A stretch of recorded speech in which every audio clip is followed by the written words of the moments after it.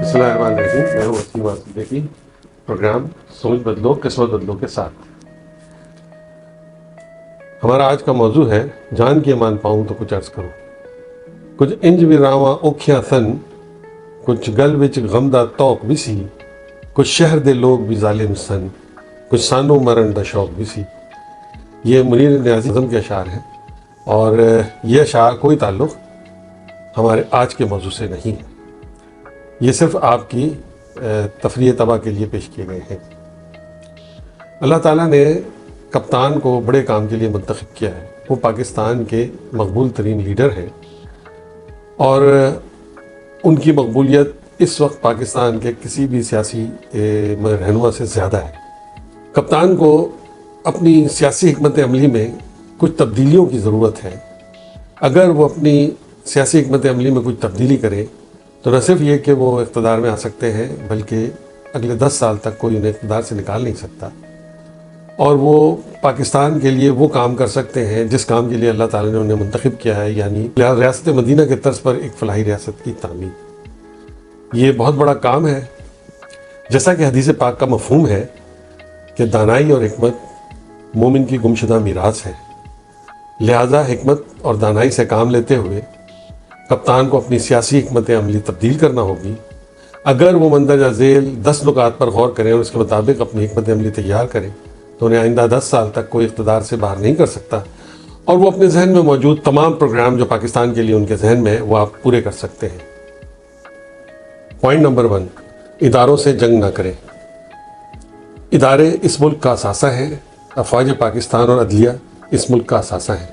یہ ادارے ہم نے بڑی مشکل سے تعمیر کیے ہیں۔ پاکستان کی 70 سالہ تاریخ میں اگر ہم نے کوئی ادارے تعمیر کیے ہیں تو وہ افواج پاکستان ہیں۔ جن ملکوں کی افواج نہیں ہوتی یا کمزور ہوتی ہیں، ان ملکوں کا حشر لیبیا، عراق، شام اور افغانستان کی طرح ہوتا ہے۔ الحمدللہ ہماری افواج اتنی طاقتور ہے کہ ہمارا ملک آج تک قائم و دائم ہے اور کوئی میلی آنکھ سے نہیں دیکھ سکتا۔ فوج ایک مستقل ادارہ ہے، ایک مستقل طاقت کا نام ہے۔ اس کے چیف تبدیل ہوتے رہتے ہیں، لیکن طاقت اپنی جگہ قائم رہتی ہے۔ ان کے ساتھ تعلقات کو بہتر بنانا ہے، چاہے کچھ بھی کریں، افواج کے ساتھ تعلقات بہتر بنائیں اور ایک ورکنگ ریلیشن شپ بنائیں۔ ایک اور بات، خاتون جج کے خلاف آپ کے ریمارکس آپ کے منصب کے شایان شان ہیں۔ آپ ایک بڑے منصب پر فائز ہیں، اور بڑے منصب کا تقاضا ہے کہ آپ توہین عدالت کیس میں اس معاملے میں معذرت کر لیں اور اس کیس سے جان چھڑائیں۔ آپ کو بڑے کام کرنے ہیں، چھوٹے معاملات میں نہ الجھیں۔ اداروں سے ٹکر لینے کا مشورہ جو کوئی بھی دے رہا ہے وہ آپ کا ہمدرد اور خیر خواہ نہیں، لہٰذا اداروں سے تعلقات بہتر بنائیں۔ پوائنٹ نمبر 2، امریکہ اور یورپ سے تعلقات بہتر بنائیں۔ امریکہ کے خلاف آپ کا سخت بیانیہ آپ کے عظیم کام میں رکاوٹ بن سکتا ہے۔ امریکہ اور یورپ یہ دنیا کی 2 بڑی اکانومیز ہیں۔ ہمارے مالی مفاد اور اسٹریٹجک مفادات ان سے وابستہ ہیں۔ ہمارے لاکھوں شہری ان ممالک میں کام کرتے ہیں اور وہاں سے قیمتی زر مبادلہ بھیجتے ہیں۔ ان ممالک سے ٹکراؤ ہمارے مفاد میں نہیں ہوگا، لہٰذا کوشش کریں کہ امریکہ اور یورپ سے تعلقات نارمل بنائیں۔ ہمیں دوست بنانے کی ضرورت ہے، دشمن نہیں۔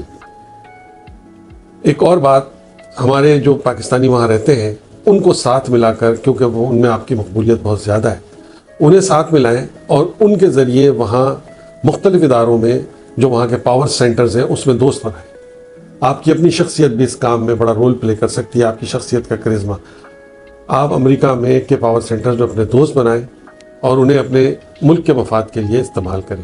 امریکہ میں مقیم پاکستانی بھی ہمارا بہت بڑا اثاثہ ہے، اور وہ پاکستانی جو وہاں پر اثر و رسوخ رکھتے ہیں انہیں بھی استعمال کیا جا سکتا ہے۔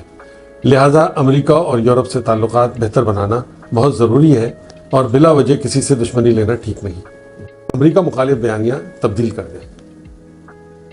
پوائنٹ نمبر 3، چین سے تعلقات ہمارا اثاثہ ہے۔ چین ہمارا عظیم پڑوسی ہے اور دنیا کی سب سے بڑی معاشی طاقت بننے جا رہا ہے۔ چین سے تعلقات ہمارا اثاثہ ہے اور ہماری دوستی قابل فخر ہے۔ چین کے ساتھ ہم نے سی پیک کا معاہدہ بھی سائن کیا ہے، تو ہمیں چین کے ساتھ اپنے تعلقات کو اور مزید بہتر بنانا ہے اور اسے قائم و دائم رکھنا ہے۔ ہم نے گزشتہ 20 سال کے دوران اپنا ملٹری ہارڈ ویئر امریکہ سے تبدیل کر کے چینی ساختہ کر لیا ہے، یہ بھی ایک بڑی کامیابی ہے، کیونکہ اب ہماری امریکہ کی بلیک میلنگ سے جان چھوٹ گئی۔ چینی ہمارے ساتھ کھڑے ہیں، ہم جب چاہتے ہیں ان سے ٹیکنالوجی بھی حاصل کرتے ہیں اور اپنی دفاعی سامان اپ گریڈ کرتے رہتے ہیں۔ چین کے ساتھ سی پیک معاہدہ بھی بہت بڑی ایک کامیابی ہے، اسے پایہ تکمیل تک پہنچانا ہے اور اس میں حائل تمام رکاوٹوں کو دور کرنا ہے، اور چین کے ساتھ اپنے لازوال تعلقات کو اسی طرح رکھنا ہے۔ چین ہمارا اسٹریٹجک پارٹنر بھی ہے اور مستقبل میں بھی چین ہمارے ساتھ رہے گا، لہذا چین کی دوستی ہمارے لیے ایک بنیادی اثاثے کی حیثیت ہے، اس میں کوئی رکاوٹ آنی نہیں چاہیے، اور چھوٹی موٹی جو بھی اختلافات ہوں انہیں ایک طرف کر کے چین کے ساتھ دوستی کو ایک مستقل حیثیت دینی ہے۔ چین کے بارے میں بات کرتے ہوئے ہمیں بہت احتیاط سے کام لینا ہے۔ افغانستان اور روس بھی بہت اہم ہے۔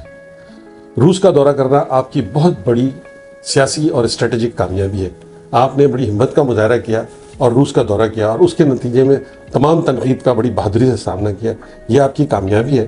روس ایک بہت علاقے کا اہم ملک ہے، دنیا کا سب سے بڑا ملک ہے، اس کی ٹیکنالوجی، اس کے پاس اسٹیل اور اس کے پاس خلائی ٹیکنالوجی بھی ہے، اس کے ساتھ اس کے پاس گندم کے بہت بڑے ذخائر ہیں، تیل کے بہت بڑے ذخائر ہیں، جو ہمارے لیے سستا تیل گندم کی ضروریات پوری کر سکتے ہیں، اس کے ساتھ ساتھ ہم جدید ٹیکنالوجی کا استفادہ کر سکتے ہیں۔ لہذا روس کے ساتھ تعلقات بہت اہمیت کے حامل ہیں، اور روس سے تعلقات بہتر بنانا ہماری ضرورت ہے۔ اسی طرح افغانستان ہمارا پڑوسی ملک ہے۔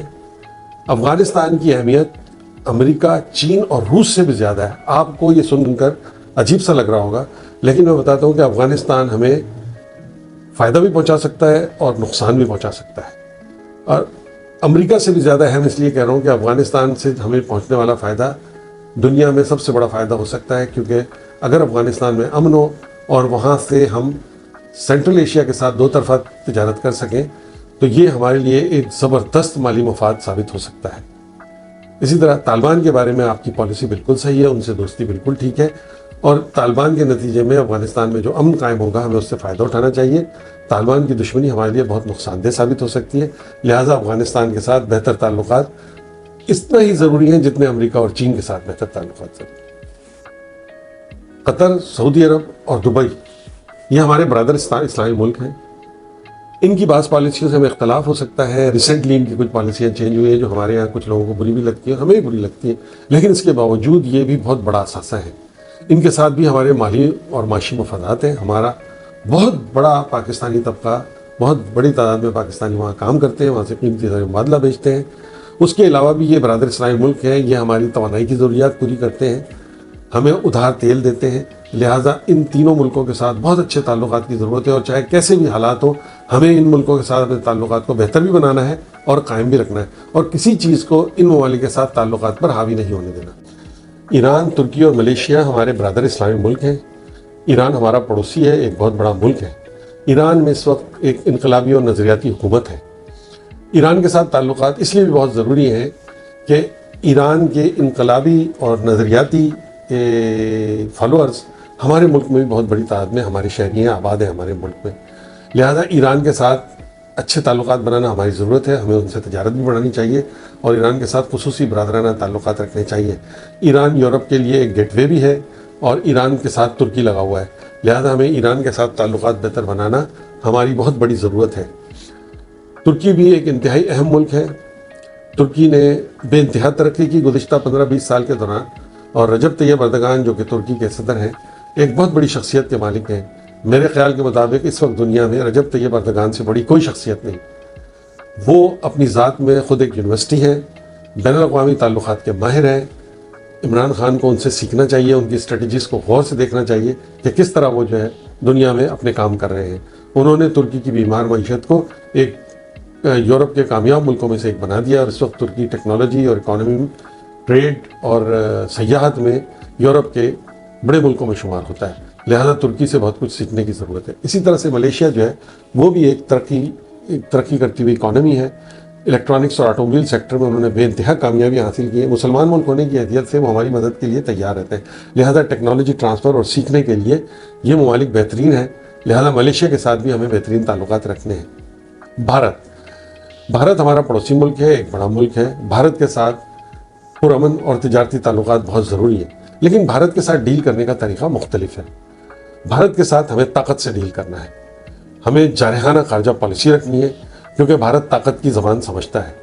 بھارت کو اس کے علاوہ کسی طرح آپ نے ذرا سی کمزوری دکھائی یا اب اس سے بات کرنے کے لیے اپنے موقف سے ہٹے تو بھارت آپ کے سر پہ چڑھ جائے گا۔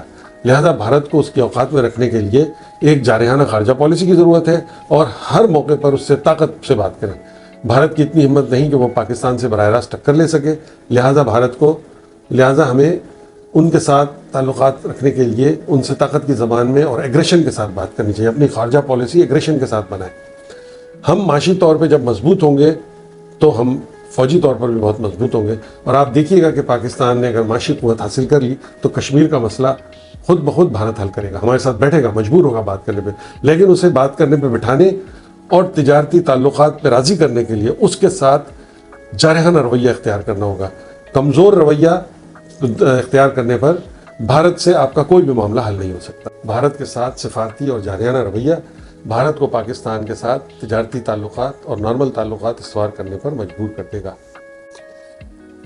پوائنٹ نمبر 4، کراچی کو اس کے پوٹینشیل کے مطابق اہمیت دیں۔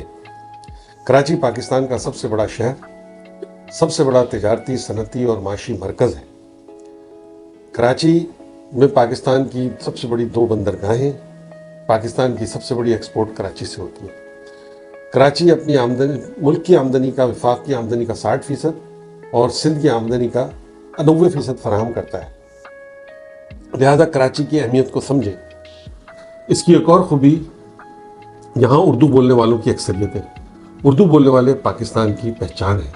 ان کے آباء و اجداد تشکیل پاکستان کا جواز تھے اور ان کی اولادیں وجود پاکستان کا جواز ہیں۔ پاکستان کی اصل اساس اسلام اور اردو بولنے والے ہیں۔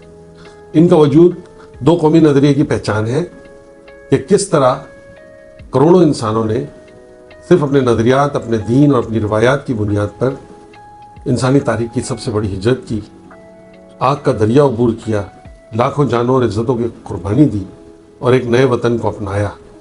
اردو بولنے والوں کی یہ پہچان اصل میں پاکستان کی پہچان ہے۔ ان لوگوں نے آپ کو ووٹ دیا، کراچی کے شہریوں نے آپ کو ووٹ دیا، ان کا خیال رکھنا بہت ضروری ہے۔ ان پر سندھ کی متعصب حکومتوں نے ملازمتوں کے دروازے بند کر دیے، لہٰذا وفاق میں حصہ بڑھا کر ان کو ملازمتوں کے مواقع فراہم کریں۔ آپ نے اپنے پچھلے دور حکومت میں کراچی نے آپ کو مینڈیٹ دیا، لیکن آپ نے کراچی کو نظر انداز کیا۔ اب بھی موقع ہے، کراچی اب بھی آپ کے ساتھ ہے، موقع ہے کہ آپ کراچی کے لوگوں کو اہمیت دیں۔ آج کے لیے اتنا ہی، انشاءاللہ تعالی اگلے پروگرام میں آپ سے ملاقات ہوگی۔ بہت شکریہ۔